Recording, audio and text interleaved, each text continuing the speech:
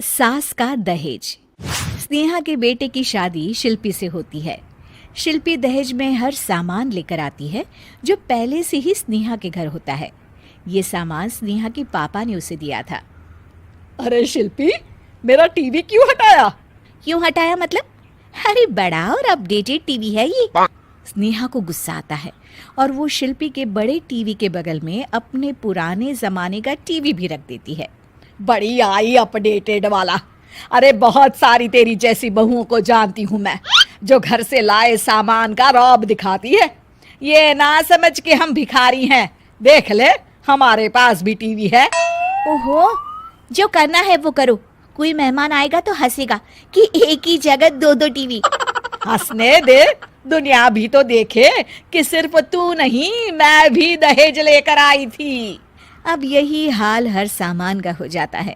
Drawing room में एक साथ दो तरह के सोफे रखे होते हैं, एक नया आलीशान तो एक पुराना लकड़ी का। शिल्पी स्नेहा की इस आदत से काफी दुखी हो जाती है। एक टीवी पर रामायण चलती है तो बगल की टीवी में फिल्मी गाने, किसी को किसी की आवाज भी सुनाई ना पड़े वैसे। घर के दूसरे सदस्य भी सास बहू की इस आदत से परेशान हो जाते हैं। एक दिन स्नेहा की बहन उसके घर आती है और घर का नज़ारा देखकर हैरान हो जाती है।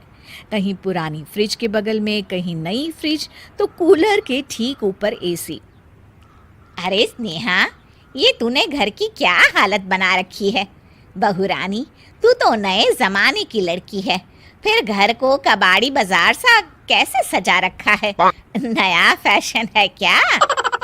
देखिए ना मौसी, माँ जी अपना पुराना सामान निकालना ही नहीं चाहती। वो सोचती है कि उनका ही सामान घर में रहेगा। अरे बहन, तू इस मामले में ना बोल तो ही अच्छा है। मैंने बहुत सी बहुओं को देखा है अपने लाए सामान पर सास को धौंस दिखाते, और मैं भला किसी की धौंस को क्यों सहन करूं? मेरे पास तो सारा सामान है, और वैसे भी क्या कहते हैं, ओल्ड इज गोल्ड। अब क्या था, शिल्पी ये सुनते ही भड़कती है और जोर जोर से चिल्लाने लगती है।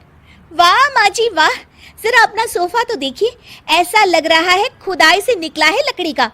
और मेरा सोफा देखिए कैसे लेदर की चमक और गुदगुदा सा है। अरे आपका तो पुराना धुराना सा है। शिल्पी देख, मेरे पिताजी ने जो दिया है वो उनकी निशानी है, उसके बारे में मत बोल। तू तेरा सामान ले जाकर अपने कमरे में रख ले। क्यों क्यों? मैं अपना सामान क्यों कमरे में रखूं? और जो मेरे ससुराल आए वो यही कहे, ओ कितना ओल्ड फैशन घर है। दोनों की बहसा बहसी में मौसी सर पकड़ लेती है। तुम दोनों जब देखो तब लड़ती रहती हो। मैं तो चली किचन में बादाम का शरबत बनाने। सुन, बादाम का सिलबट्टा जो मेरी माँ ने दिया था उसमें पीस लेना। तो शिल्पी बोल पड़ती है, मौसी कसम है आपको, आप मेरे पापा की दी मिक्सी में ही बादाम पीसिएगा। खैर, मौसी तो जाती है किचन में, लेकिन ड्राइंग रूम में सास बहू की बहसा बहसी जारी रहती है। तभी शिल्पी को गुस्सा आ जाता है और वो अपने पापा के दिए सोफे पर जाकर जोर से बैठती है, लेकिन तभी सोफा जोर से आवाज कर टूट जाता है। हे भगवान, ये क्या हुआ? ये सोफा कैसे टूट गया? बेटा, अब समझ में आया ओल्ड इज गोल्ड क्यों कहा जाता है। टूट गया ना तेरा सोफा। तभी किचन से जोर से आवाज आती है और मौसी काली पीली होकर किचन से बाहर निकलती हैं।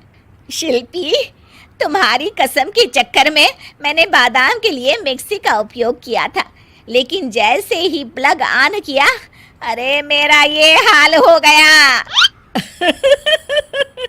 और भरोसा करो आजकल की चीजों पर। मैंने तो कहा था तुझसे, माँ की सिलबट्टे पर बादाम को पीसती तो तेरा ये हाल ना होता और स्वाद का स्वाद बरकरार रहता। अरे जब सब चीजें घर में थी तो क्या जरूरत थी तेरे पापा को सामान देने की? वैसे भी बहू, आजकल दहेज वही मांगता है जिनकी खुद की काबिलियत नहीं होती। आप ठीक कह रही हैं माँ जी।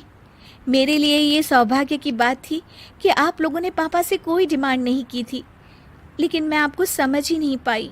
मुझे माफ़ करिए। अब इस घर में नई चीज़ तभी आएगी जब पुरानी खराब हो जाएगी।